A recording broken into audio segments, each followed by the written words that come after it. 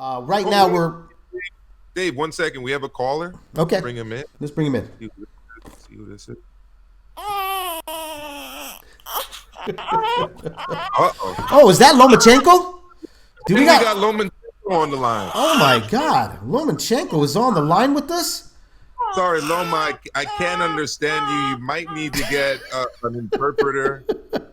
Hopefully, you don't use the guy that Canelo was using. Let's get Loma off the line real quick. Dave, what were your thoughts on that? Well, That whole Loma, Loma. I think we have a call. Okay, so you know what, man? I was a bit surprised. But I think this is what it is. Lomachenko. I mean, I think the guy, just didn't think that Teofimo was going to be that much of a problem because he was riding so high. And I've said this. I mean, look, just like power. Okay, you see a lot of guys are being praised, right? A lot of media guys are like, immediately crowning these guys and then telling them they're so great that a lot of them get so consumed and lost in that world that they kind of forget that there's other things that they have to do to keep them in that division. I thought he did great to a guy that came out with a much better plan. Okay, I thought that Lomachenko was trying to implicate a plan where he was going to tire out the younger lion, and then look at the mistakes and then bring it on. And it seemed like he started doing that, right? But it backfired on him. And I think the only way he could accept that he lost to this young lion who talked a barrage of bullshit about him, who taunted him, who got underneath his skin. And let's not forget, he did get in the head of Lomachenko that now he's sitting alone in the corner in the dark, Amilcar, and he's coming up with all the excuses. And this one was fantastic because he took a page from Deontay Wilder along with the Trumpsters of the world right now. He went into the conspiracy realm, right? Yeah, he did. I was just about to say that it's getting all wilder. Next thing you know, he's going to say that his suit or whatever was too heavy, right? Teo had loaded gloves. Well, good thing he hasn't thrown his dad under the bus, by saying, my dad set me up. My dad put something in my drink, I mean, he hasn't went that far, but he did go into the judges because I think that's actually kind of a genius way of going because, boxing fans, all of us, we got to admit, we hate our fucking judges. We call them the three blind mice, and there's a reason why. Right? I mean, just this Saturday as well on Showtime, which I didn't watch, guys. I ended up missing because my DVR didn't record it. So I was only able to get the feedbacks of what people were saying. But I saw that there was a very questionable decision in the main event. So Lomachenko was like, bing, ding, hey, let me blame it on the judges. Let me say it was the judges that did me dirty, that they were paid off. And if they were paid off, who are they paid off by there, Amilcar? I mean, Bob? Your own promoter paid them off? It's true. And what's truly sad to me is the racial dynamic of a lot of this fanboy stuff. And I'm hoping at some point we'll bring in the playing fanboy segment in a future episode. I'll work on it. I'll make sure we get that for next week, for sure. Right?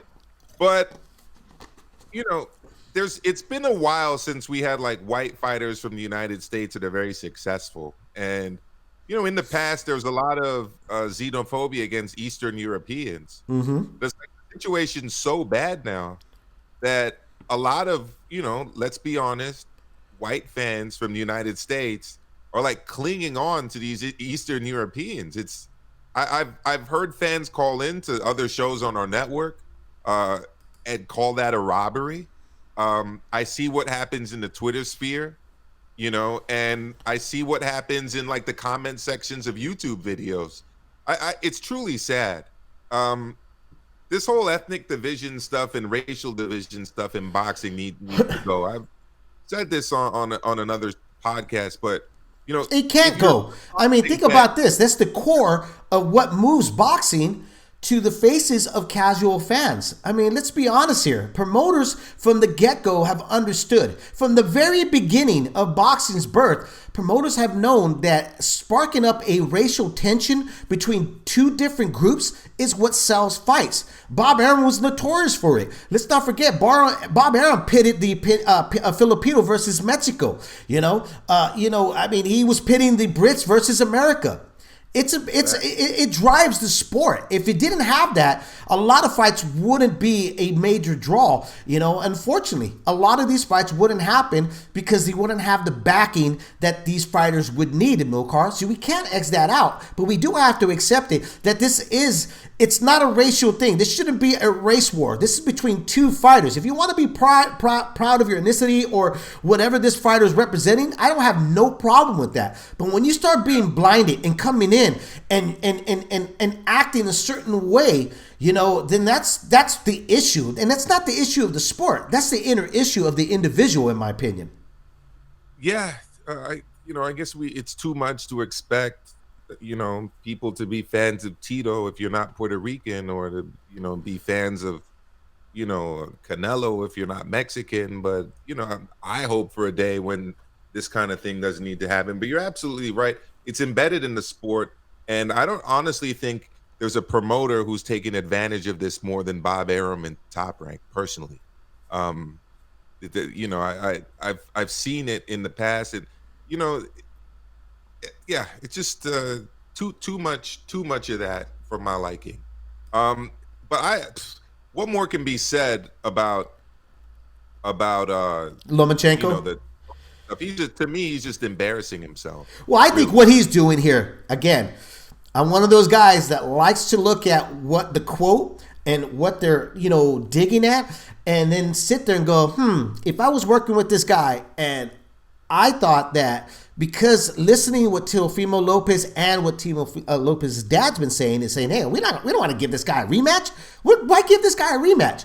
The way Lopez got underneath the skin of Lomachenko, where Lomachenko was like, I'm giving this guy a fight because I want to shut him up. I think that Lomachenko is trying to do the Jedi trick to Lopez. Can Lopez fall for it by saying, what, you think the judges bought into that shit? Let's make this fight happen again. Bob, let's make this fight. I'm going to shut this guy up and show him it wasn't the judges. It was all me. And I think it's a brilliant way of trying to spark or get in the head of the younger lion, Teofimo Lopez.